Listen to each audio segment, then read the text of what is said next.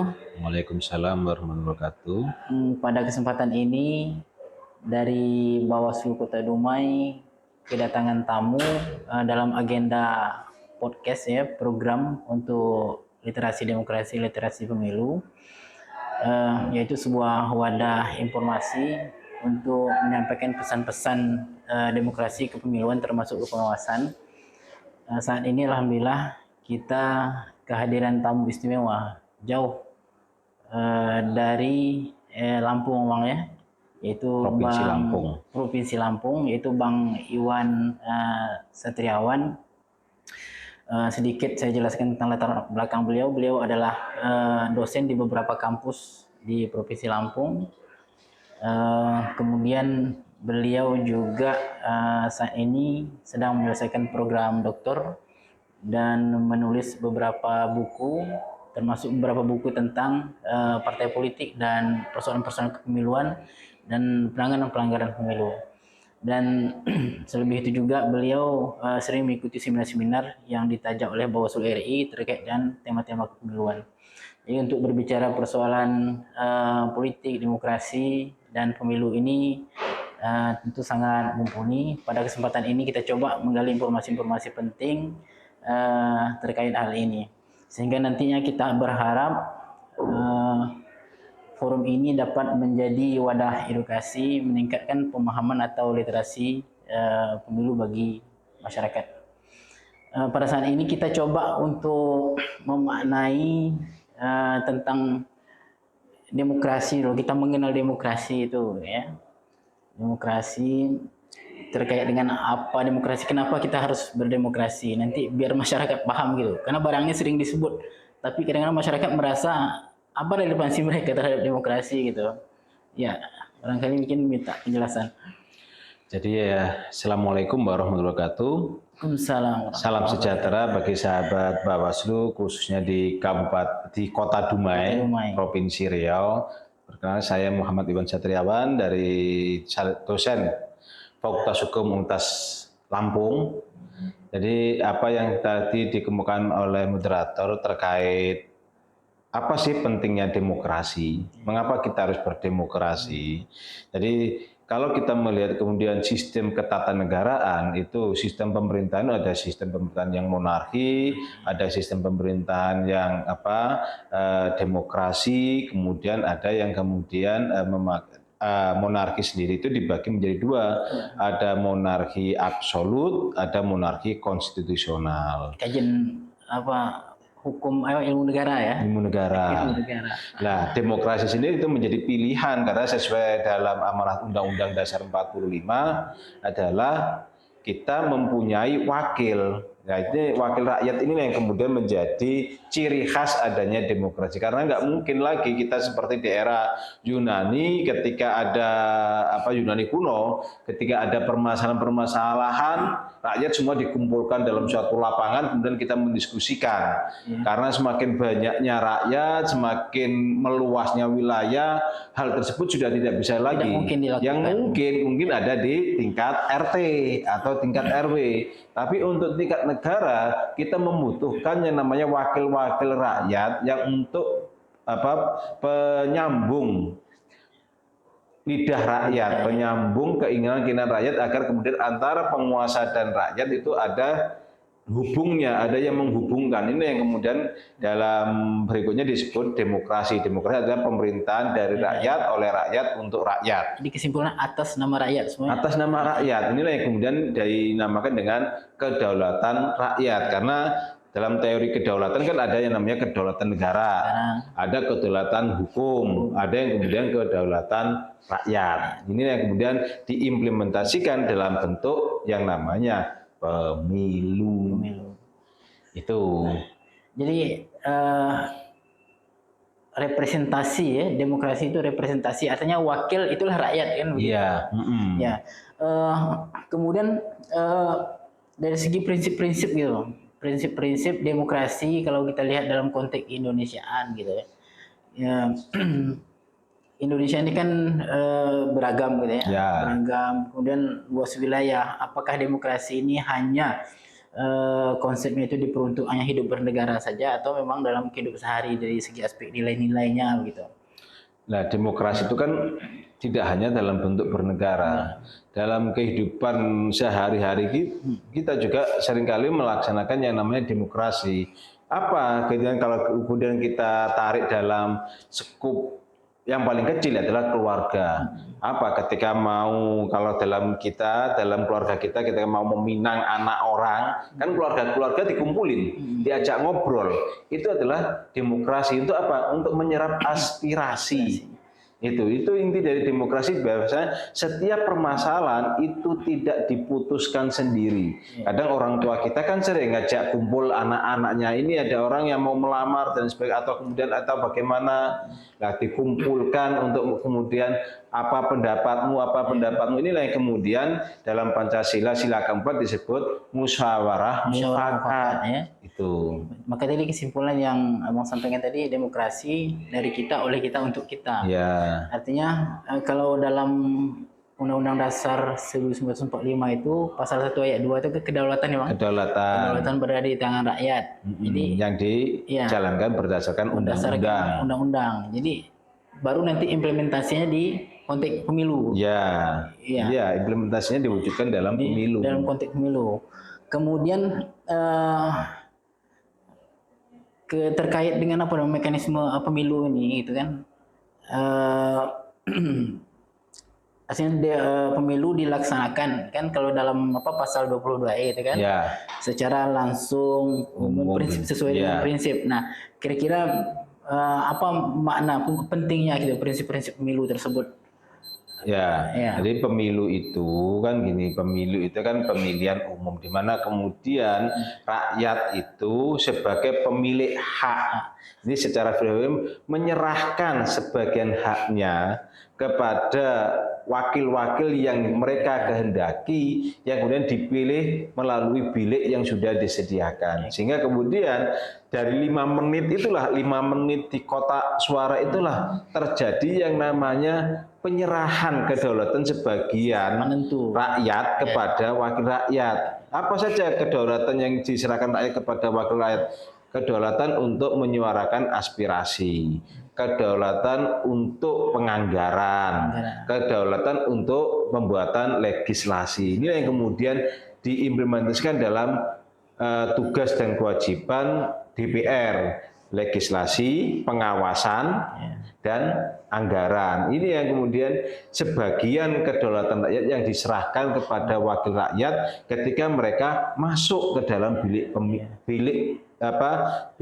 pencoblosan itu, sehingga kemudian sebetulnya dari 5 menit itu sudah terjadi pergeseran yang semula itu menjadi milik rakyat, ya kan, kemudian diserahkan, nih aku titip tempat mereka berwakil, titip ke kamu untuk menyuarakan legislasi, pengawasan, dan budgeting. Lebih simpel itu, uruslah hidup kami ini gitu. Iya, uruslah dari 3 ini yang saya berikan kepada kamu. Tapi sebagian lagi masih kami. Apa aja yang kemudian menjadi hak rakyat?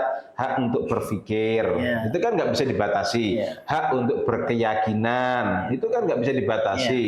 Hak untuk hidup maju kan nggak bisa dibatasi. Itu. Jadi hanya 3 hak itulah yang kemudian dijabarkan banyak hal. Apa saja pengawasan? Oh, pengawasan nggak bisa hanya ngawasi aja. Kita juga kemudian menyerap aspirasi rakyat untuk kita sampaikan kepada eksekutor kan gitu. Lalu dalam bentuk apa nanti? Dalam bentuk implementasinya, dalam bentuk legislasi apa aja? Bisa berupa undang-undang, bisa berupa peraturan pemerintah, bisa berupa peraturan presiden, bisa berupa peraturan menteri, bisa berupa peraturan daerah. Itu bentuk dari pengawasan yang kemudian diwujudkan dalam bentuk legislasi, yaitu berupa produk undang-undang.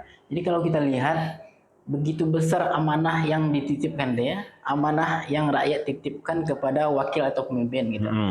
Nah, hari ini kan ada satu persoalan itu, masyarakat sebagai pemilih, penitip amanah, mereka sendiri ya seakan-akan kurang begitu sadar dan serius bahwasanya yang mereka titip ini adalah kehidupan mereka sendiri. Sehingga kadang-kadang misal dari aspek partisipasi, lemahnya mereka dalam menjemput bola, memastikan diri apakah terdaftar di dalam DPT misalnya kan sekarang kan Ya. tahap pemutakhiran data pemilihan.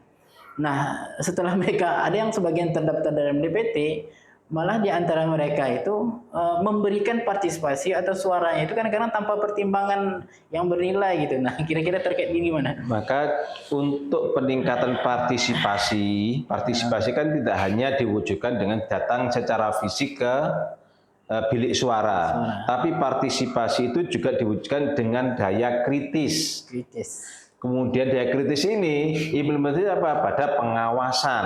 Maka disitulah dibutuhkan ketika dalam suatu negara itu rakyat lemah, maka dibutuhkan yang namanya pihak ketiga. Apa itu? Organisasi kemasyarakatan yang ini mempunyai tim tank atau kemudian yang mampu menyerap keinginan rakyat yang kemudian ini bisa disampaikan kepada anggota dewan hasil dari pemilu. Apa saja, bisa jadi organisasi masyarakat, bisa juga kepada lembaga-lembaga independen negara yang memang dibentuk untuk membantu negara meningkatkan kecerdasan rakyat dalam hal pemilu. Misalnya kalau dalam pemilu maka itu diserahkan kepada KPU, Bawaslu dan DKPP.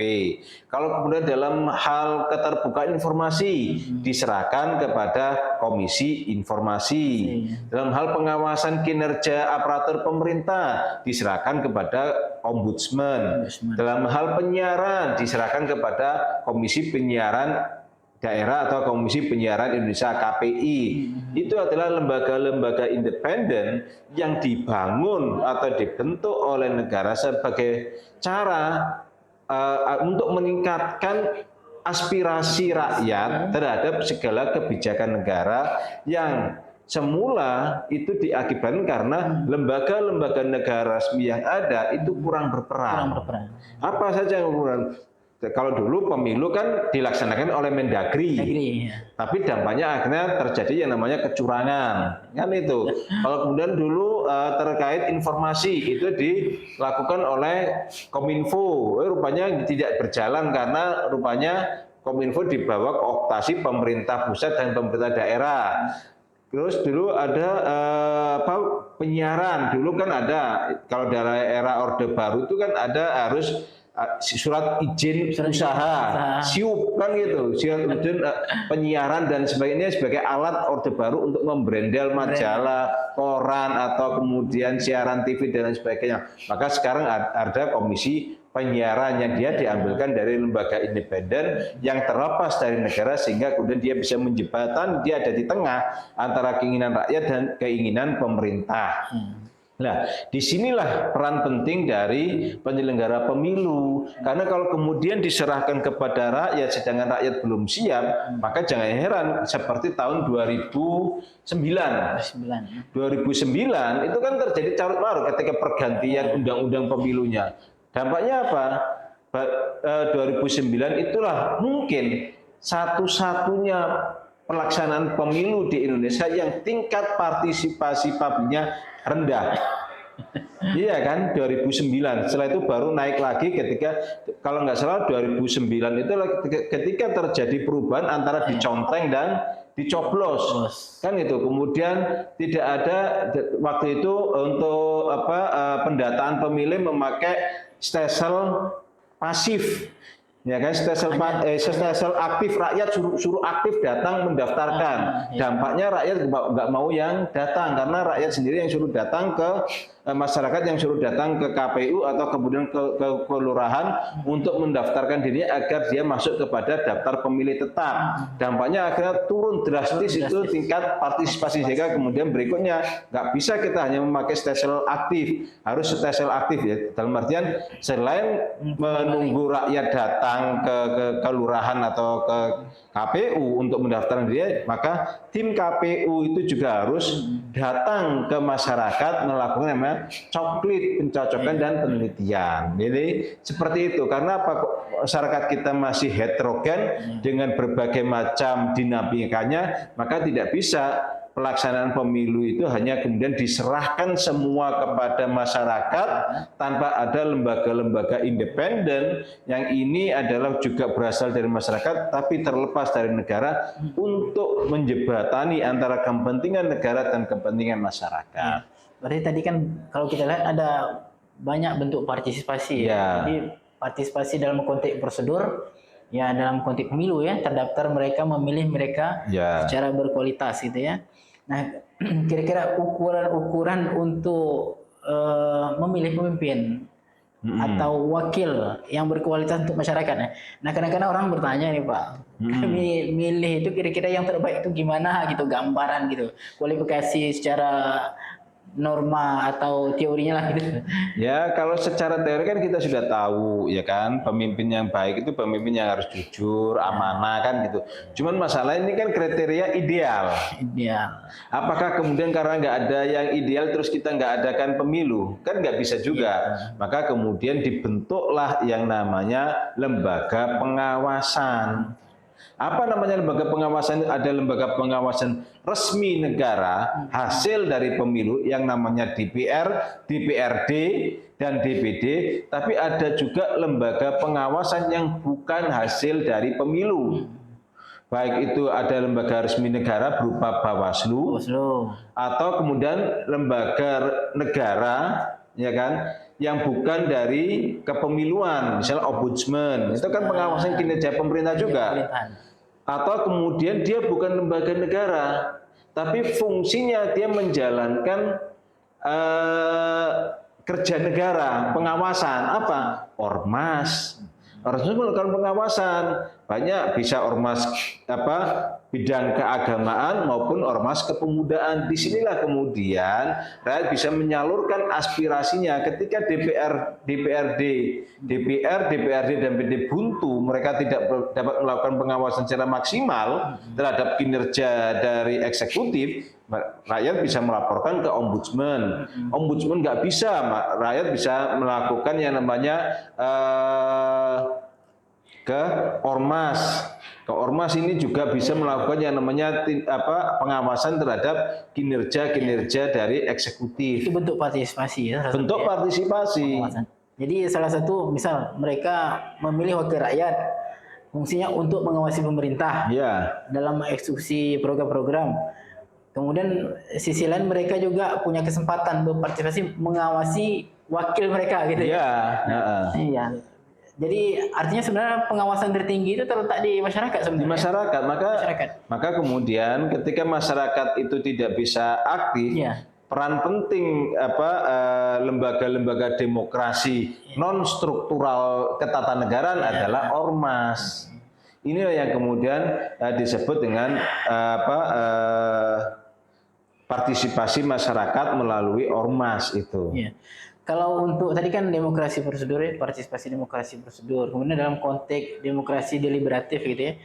Jadi fungsi-fungsi pengawasan ya seperti katakanlah elit-elit menengah, ormas, OKP, para sarjana. Gimana kira-kira kalau kita abang melihat untuk social control di Indonesia saat ini?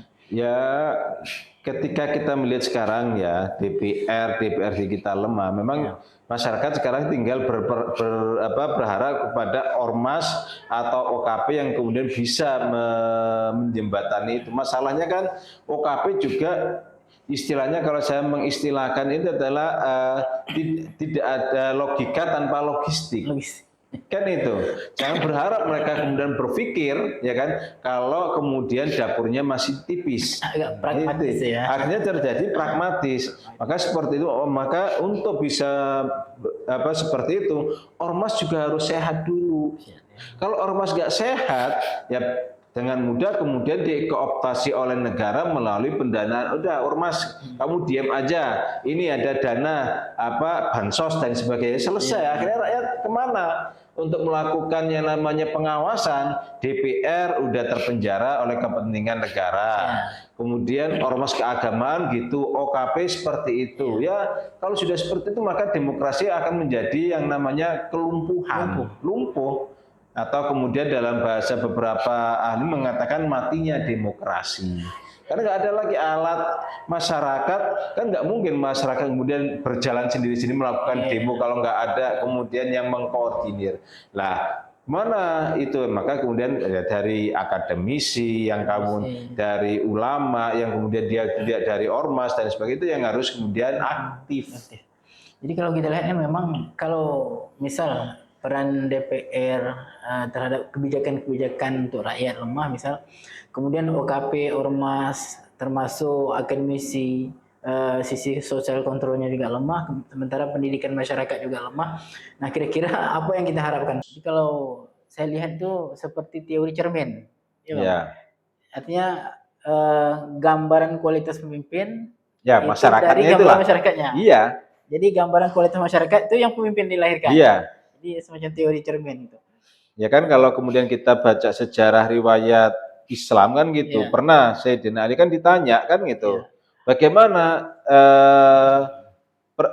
kabar atau kemudian kondisi sahabat Nabi ketika Nabi ya kondisi sahabat Nabi ya seperti saya inilah Gitu ya. zaman dulu itu. Ya inilah saya ini sahabat Nabi. Tapi memang sekarang ya karena kondisi umat Islam sekarang ya seperti kalian inilah kan itu. Maka itu otomatis sudah bisa mencerminkan bahwasanya kondisi pemimpin itu juga dilahirkan bagaimana kondisi masyarakatnya. Maka kemudian biar kemudian kita memilih pemimpin yang baik, ya masyarakat harus baik dulu. Karena pemimpin nggak mungkin tiba-tiba dia muncul dari batu, tapi pemimpin pasti muncul dari masyarakat. Oke. Saya kira menarik pembahasan kita Bang. Tapi memang karena waktu sedikit kita batasi, barangkali mungkin sebelum saya tutup mungkin minta semacam closing statement atau pesan-pesan lah untuk masyarakat khususnya terkait dengan partisipasi mereka dalam penguatan demokrasi, kemudian bagaimana pemilu yang diberikan oleh negara ini menjadi wadah pembangunan dari partisipasi mereka. Salah satu pemikir politik pernah mengatakan seperti ini, tidak ada demokrasi tanpa politik, tidak ada politik tanpa partai politik. Tidak ada partai politik kalau tidak ada masyarakat. Karena apa? Partai politik lahirnya dari masyarakat. Pemimpin lahirnya dari partai politik. Sehingga kalau kemudian kita ingin mempunyai pemimpin yang bagus, masyarakatnya dibaguskan. Kembalikan fitrah untuk masyarakat. Ya. Mungkin itu. Iya, terima kasih banyak. Jadi kalau dapat saya simpulkan dari pembahasan kita pada hari ini itu kan terkait dengan demokrasi, kemudian kedaulatan rakyat dan pemilu. Artinya kita bersyukur hari ini Indonesia menganut sistem demokrasi yang memberikan hak yang setara bagi semua, nilai partisipasinya sama walaupun dalam kualitas orang yang berbeda-beda, dan hak untuk berpartisipasi itu kan dijamin oleh undang-undang di pasal 1 ayat 2, kedaulatan berada di tangan rakyat. Lalu implementasinya itu kan dalam pasal 22E, pemilu dilaksanakan secara langsung, umum, bebas, rahasia, jujur dan adil gitu ya. Kemudian inilah instrumen atau fasilitas yang diberikan negara, bentuk pengakuannya terhadap setiap warga negara. Lalu bagaimana kita bisa memanfaatkan fasilitas yang diberikan negara ini dalam menentukan wakil dan pemimpin kita, baik itu dalam konteks pemilu maupun kepala daerah yang akan dilaksanakan pada tanggal 27 November mendatang. Pastikan kita terdaftar dalam data pemilih, kemudian menggunakan hak pilih itu sesuai dengan nurani dan akal sehat. Nah, tadi sebagai mana disampaikan oleh narasumber juga, ini kan salah satu bentuk partisipasi kita. Ternyata partisipasi itu bukanlah semata hanya dalam konteks partisipasi kita di saat pemilu, tapi partisipasi kita dalam melakukan social control, mengawasi wakil-wakil yang telah kita pilih, mengawasi pemimpin-pemimpin yang telah kita pilih secara aktif, apakah mereka berjalan sudah benar di dalam koridor jalur yang ada, apakah mereka sudah benar mewakili kita, menyampaikan aspirasi dan kebutuhan kita semua. Jadi barangkali inilah podcast singkat yang kita laksanakan kali ini. Kita sangat berterima kasih banyak dari Bang Iwan Sastriawan. Dari jauh kita jemput ke Kota Dumai untuk memberikan pencerahan bagi kita semua. Terima kasih banyak Bang telah datang di kantor Bawaslu Kota Dumai. Semoga terus sehat dan sukses lancar dalam kegiatan-kegiatan Abang berikutnya. Demikian dari saya Ahmad Tamimi. Assalamualaikum warahmatullahi wabarakatuh. Waalaikumsalam.